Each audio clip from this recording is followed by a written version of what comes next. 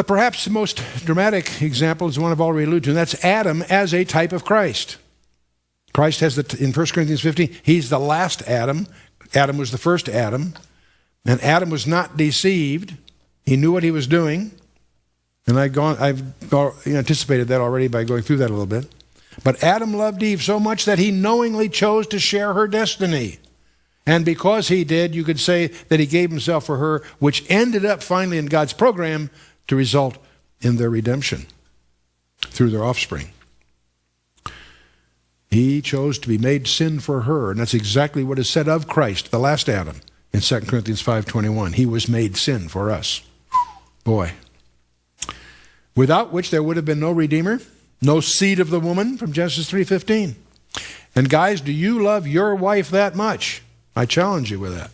I challenge you with that. Gentile brides are used as types throughout the Bible. I made a list of these. I thought it was interesting. Adam and Eve, of course, Isaac and Rebekah, Joseph and Asenath in Egypt, Moses and Zipporah, Salmon and Rahab. Rahab the harlot was Salmon's wife, and she was the mother of Boaz, by the way. And of course, Boaz and Ruth are the classic examples here. It's interesting that each one of these have no death recorded.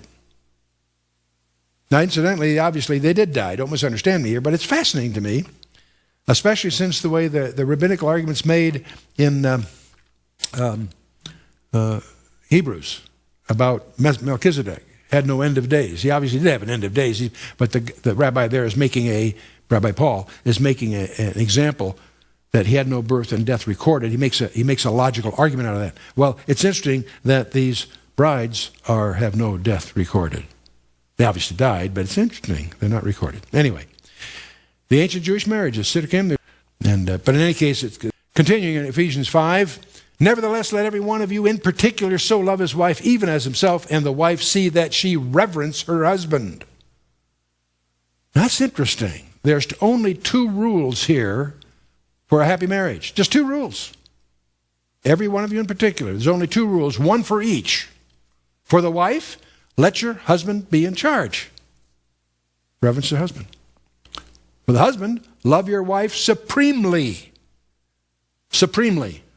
Beyond everything else. Those are the 2 rules. It's so simple. Why don't we do it? Why don't we do it?